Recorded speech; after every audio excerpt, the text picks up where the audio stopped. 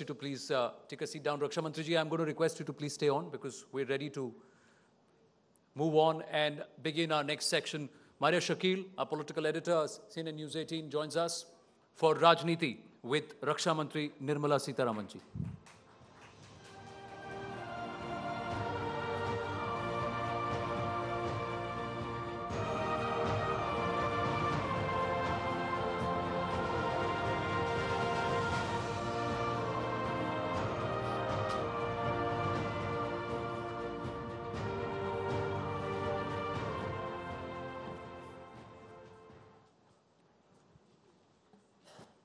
Thank you so much for coming here, ma'am.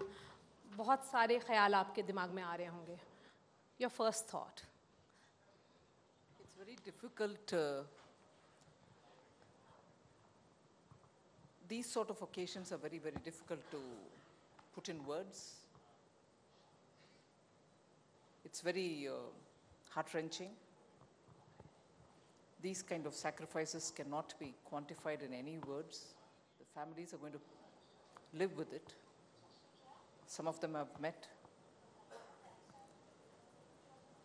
I can only say that we are very fortunate. We live in a country which is very, very fortunate to have such brave sons. We're very fortunate.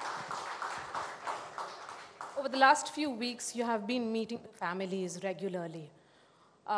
We have seen those images in which you have been very overwhelmed when you met them. Do you think a grateful nation, what can we do really? I'm not sure whatever we do is going to be sufficient, but we can never afford to forget. We can never afford to forget any of the families which have come here. And not just the ministries concerned, Home Ministry or the Defense Ministry, but I think as citizens, each one of us will have to, as many times, remember these families because they've just stood up to the occasion. Their tears are never going to dry. And it was, after all, for our country. Ma'am, you are India's first woman full-time defense minister. Of course, Indira Gandhi had held an additional charge. How has your experience been as Raksha Mantri? It's very difficult again to express. It's been, I'm very fortunate, I would say, to be able to be in this position. It has its own,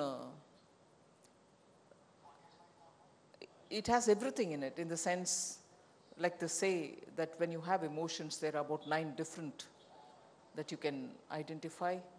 Every such emotion is involved when you're dealing with the Raksha Mantralaya. So, whilst your bravery for the soldiers and their bravery that you can talk about, it also means a lot more in terms of compassion, in terms of understanding, in terms of empathy. So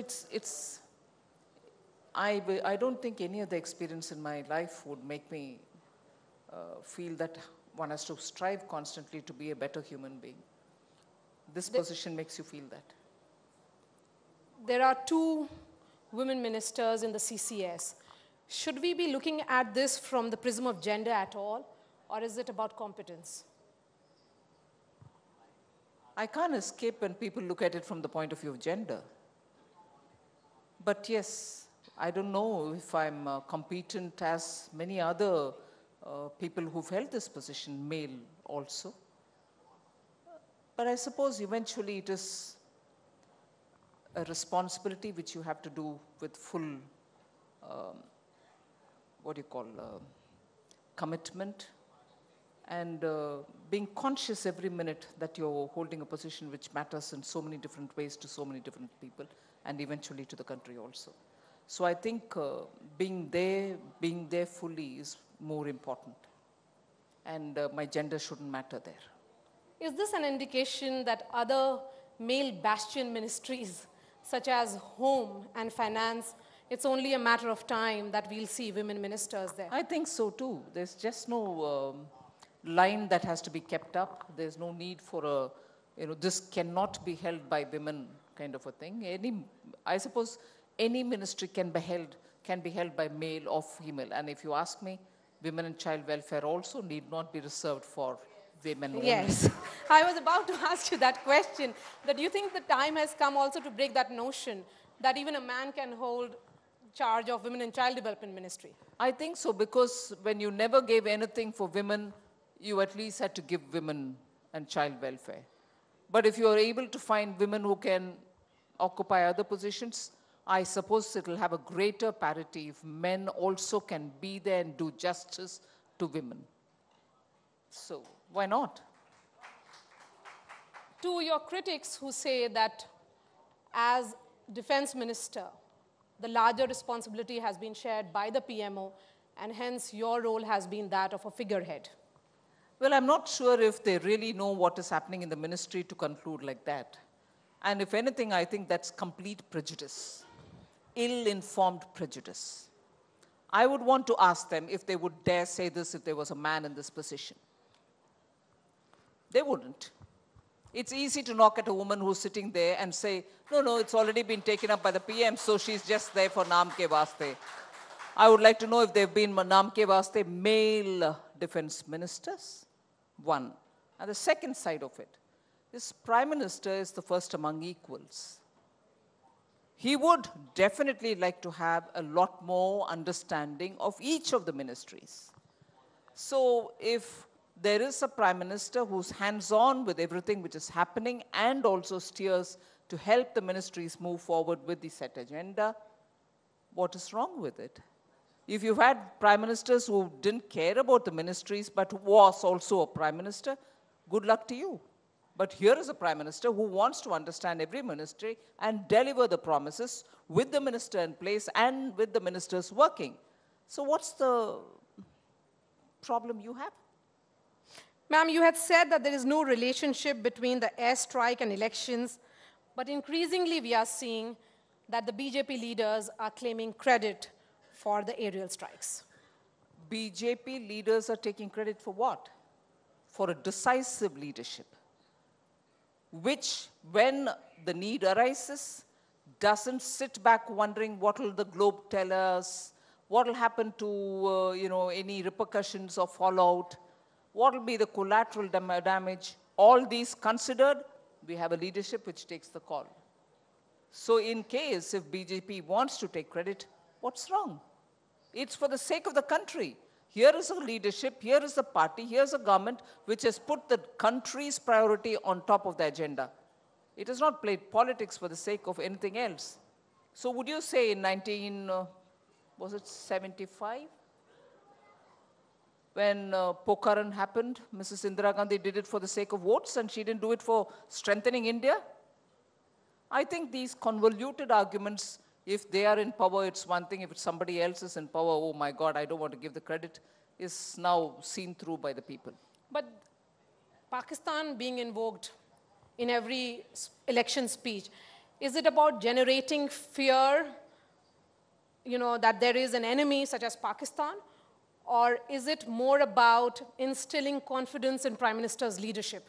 It's more about saying without fear or hesitation or some reservations in your mind that there is a neighbor who's just there, who's constantly encouraging terrorists who seem to enter this country and do all kinds of dangerous things. It is naming them instead of saying some country across the border, which is what we've been hearing in this country, across the border. Who's across the border? Why can't we say it? Very clearly, we have evidence to show that terrorist camps are there. So today, that culture of across the border languages very clearly saying, it is Pakistan.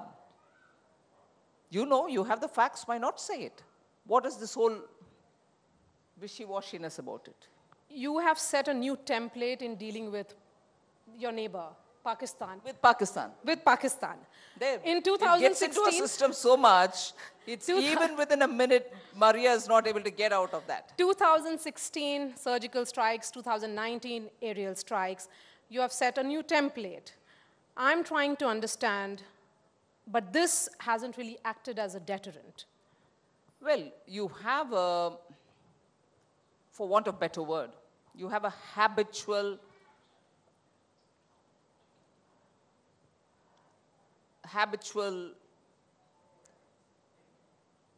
someone who breaks the law or international understanding with impunity a habitual breaker of law, that is Pakistan, repeatedly uses non-state actors to propagate violence, distances itself saying, we've not done it, our men in uniform have not done it. But that has been supported by the men in uniform in Pakistan is now globally known. So for a country which repeatedly violates international norms of bilateral relationship or border, interstate border related matters, you have a fact before you. So by repeatedly naming them and repeatedly isolating them in international fora, we are only telling Pakistan, sorry, we are not any longer going to sit and watch you. Fail in your own promise. Every incident has seen Pakistan say, no, no, no, we'll take care of it, give us the proof, we'll make sure such things don't happen, but we don't have any camps. You give the proof, you wait, they don't act. Haven't you seen that happening repeatedly? Even this time in Pulwama. The group which has done it sits in Pakistan and claims it. But Pakistan's government says, no, it's not us. So, by repeatedly naming and also isolating them in the international fora, you're only making it obvious. You had said that Bofors brought Congress down, Rafale will bring Modi back. But increasingly, in electoral discourse, Rafale is not being discussed. It is about Mabi Chaukidar. Which is very clearly that Rafale was not a corrupt case at all, which was that Rafale was being whipped up for false propaganda and for fakery, which means Rafale, from the beginning, they knew was nothing at all which will rise as an allegation. And therefore, now with Supreme Court, CAG, Parliament, everybody having answered it, it's died down. Not a natural course. They would have appeared to be absolutely foolish if they kept talking about it. So they've now moved over to talk about Chaukidar. Talking about Mabi Chaukidar, since you have come from that event that was held of the Prime Minister, that Mabi Chaukidar, the opposition says that that is what the government has given to the country. That you are trying to talk about nationalism, national security, not as much as important issues such as jobs. You have been a commerce minister yourself, ma'am. Yes, and I think they are partly right. That's what we've given this country, is to make every citizen feel that each one of us are a Chaukidar to the national resources. We shall not allow people to loot national resources. We shall not allow people take taxpayers' money with impunity and sit with it. We shall, each one of us, perform with such honesty that this country's natural resources or the taxpayers' money will be spent on the right thing. So like the Prime Minister rightly said today, Chaukidar is not that each one of us wear a topi, have a lathi in a hand and blow the whistle with a badge or something. It's more the spirit that all of us are trustees of this country's property. We may as well behave like one. We have to take care of it rather than loot it. That's the spirit which the Prime Minister is pushing ahead in this campaign. And all of us are extremely proud to associate ourselves with it. For the first time in this country, we have given a totally corruption-free government. And therefore, living up to the promise that we've given. We will give a clean administration. So that's what has been given. And that is why it is important. But Rahul Gandhi says that Prime Minister is Chaukidar of rich Indians who fled the country. Rahul Gandhi has also been calling the Prime Minister a chore. And I do not want to miss even one occasion to say two things each time he says this. Each time he calls the Prime Minister a chore, Chaukidar chore hai, when he says that, I want each one of us to remember two things. One, he has till today not shown any worthy proof to say what wrongdoing the Prime Minister has done, but goes on calling him Chaukidar chore hai. And who is this? Who himself is out on bail. Out on bail, not on a political matter. You know, sometimes when you protest, political disturbance happens, and therefore the government in power, which is, let us say, assume on a different political platform, arrests you, puts inside for a protest. 144 section is in place. You're not supposed to go and do protest, but you protested. Therefore, you were arrested. That's a different thing. Arrested and given out on bail, that's a totally different thing. Here, and I wish Marya, and I wish many senior colleagues of yours from this very eminent channel, if ever, like the way you have now with me, have a conversation with the Congress president. Please ask him, Yes. what is it that you're out on bail on? What's the offense? Then you'll know the offense is exploiting and misusing public money to move to whatever the allegation says, into his own trust or whatever. In other words, financial misconduct. And he is calling somebody a chore on whom there's not even an FIR. Not today, since the time he's been in public life. Sheer audacity and brazenness. Chaukidar stole the jobs of people. That's what he says. He says Chaukidar gave 30,000 to some particular individual. Please give us proof. Show us something initially. So Kahani, you go on saying, thinking that people will listen to you, is proven completely wrong. And I don't know whoever is advising the Congress president, he's not doing them, they are not doing a favor to Congress president. It's just not done. A responsible party's president, I would have thought, will do a lot more homework before he talks. But the question of jobs, since Yes, you have jobs. been the commerce minister. Absolutely. On jobs, I think there's been a lot of debate, some of which is very important for us to understand. It's not just today. This country never collected data on anything other than formal jobs, organized sector jobs. And that itself is a limitation.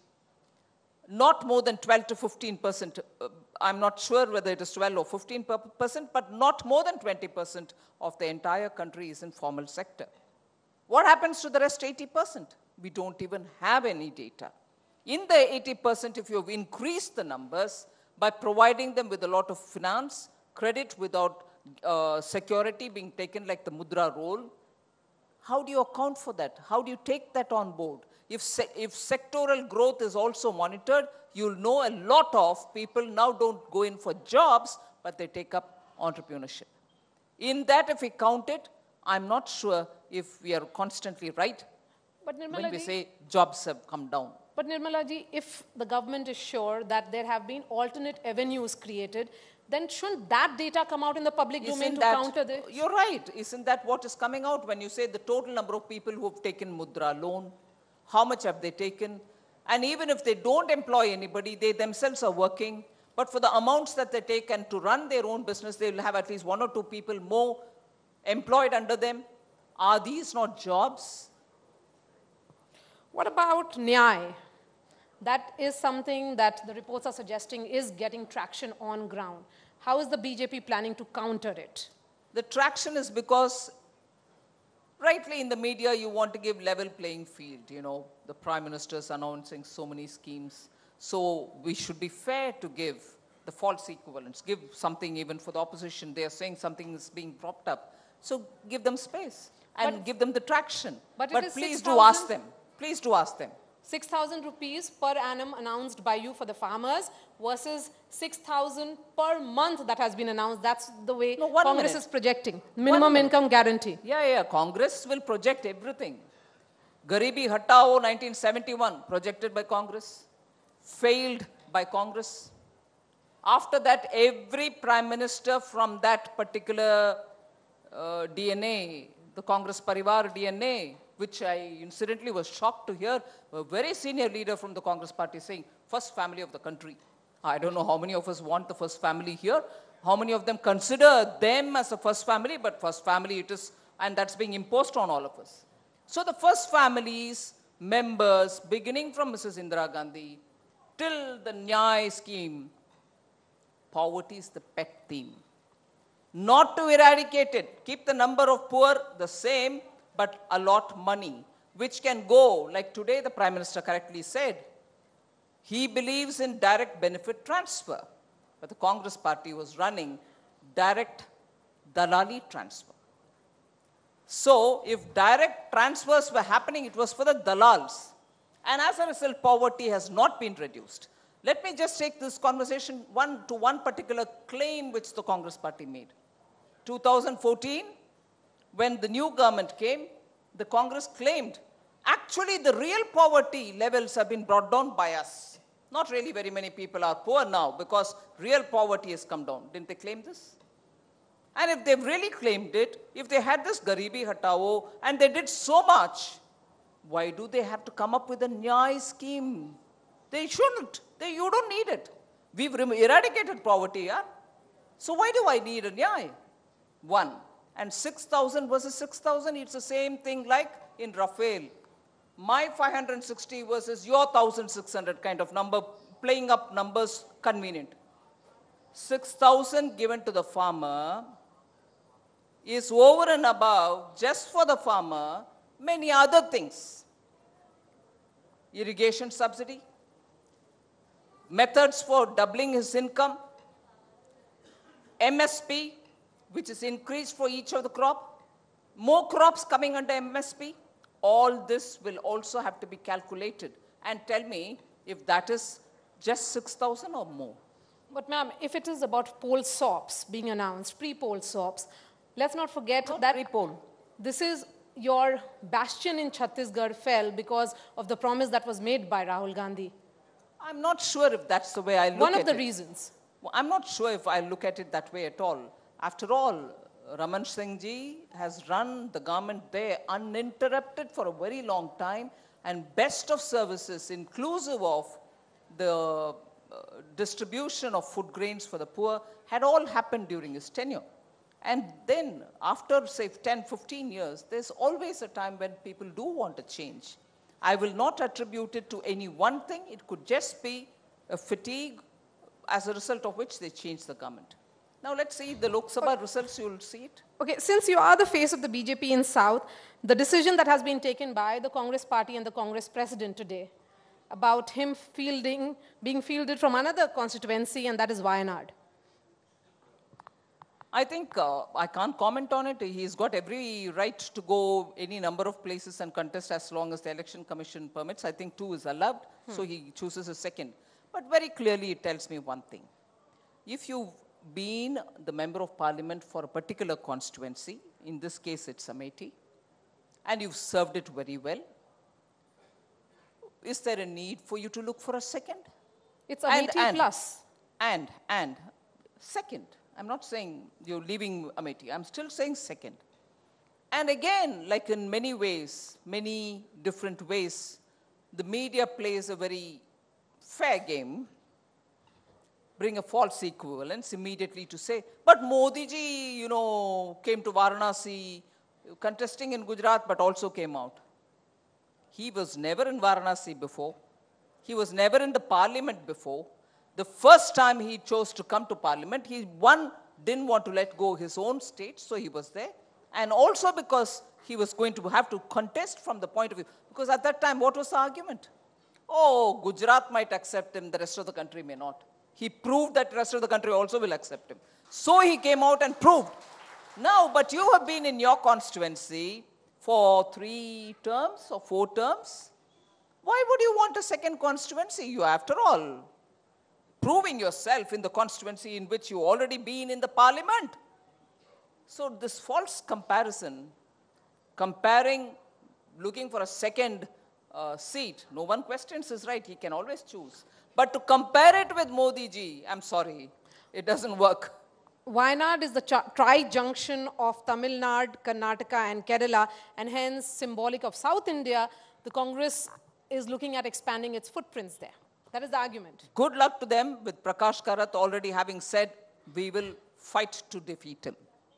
Will we be seeing Prime Minister also choose another constituency to contest? Well, I'm not the authorized person to speak about that. Ma'am, talking specifically about your ministry, there are some questions here. There has been a sense of letdown in case of Major Akshay Girish being denied the Shaurya Chakra. Can you elaborate on that? I first will have to put a disclaimer before I give an answer. It's the Army's well laid out system which looks at what award to be given to whom. I fully recognize here the individual that we are talking about has made a supreme sacrifice. He's laid his life for the sake of the country. But the protocol with which the Army looks at who's got to be given which award is something which they do on their own. The Raksha Mantri has no role to play in it. As regards the mother of the martyr, she'd met me twice, well after his name was made a part of the dispatches. And I readily agreed to have a request made to the Army, I underline request made to the Army, to review it if there is a need. And I was even then told that there is no review mechanism for these sort of things. The decision once taken stands. But I did request the Army Chief. In fact, Army Chief was present in the meeting, in one of the meetings where the martyr's mother met me. I had even suggested to her so that she has an opportunity to mention the names of people who could also become a part of this committee which will review. She very graciously agreed and gave the names of people who she wanted in the committee. The committee included them. The committee once again reviewed the situation and requested the mother of the martyr to, if she chooses to appear before the committee so that she can put across her facts. All these processes have been fully followed, complied with, and the Army's committee, which included the names that she had suggested, have gone through the whole process and finalized their report, which, because of Army's rules, is never copied, the report is never circulated, but the report is shown to the martyr's mother by some officer taking it and showing it to her. A formal letter has also been given. Ma'am, in the context of non-functional upgrade, the fact is that it is given to Group A officers, including IPS, IAS, IFS, more than 50 other groups. But why is it being termed bad as far as armed forces are concerned when the civilian bureaucracy, it's all right? I'm just trying to say, is the government tilting towards the view of the bureaucrats more than the armed forces? I don't think at all, at least as long as I'm monitoring it, I can tell you. And the matter is in the court. It's a very, very sensitive matter. The immediate comparison with bureaucrats are getting it, we are not getting it, I really don't want to get into this. And let me take this opportunity to say that the advocate who appeared on behalf of the government was probably misunderstood because he read some things out of one of the reports which had been given to him. And that has been taken as, oh my God, he's read things saying these people are living in bungalows, so they shouldn't be given NFU and things like that. I think all of us will have to hold a bit of our balance. I would only want to request everyone in this matter to wait for the court to take a call. The government is not averse to giving this, but we'll have to look at the details of how, the armed forces are fully in consultation with us. It's not as if the Ministry of Defense is dealing with this only with the bureaucrats' inputs and not with the armed forces' inputs. Ma'am, there are different versions emerging on the issue of Mi-17 crash on 27th of February in Budgam. One version is that it is a case of friendly fire. What is the MOD's opinion? I don't think I'll want to give an opinion, even if I have one in public here. These are things which the armed forces themselves will disclose at some time. Ma'am, you are concentrating largely on South India. There is an alliance that has been forged in Tamil Nadu. But don't you think that it weighs heavily against the rainbow coalition that you have worked out? Marya, but what gives you the feeling that I'm concentrating on the south? I was in A Gurgaon lot. this morning. I went over to Karnataka. Then I also went over to, parts of Rajasthan. I keep moving everywhere.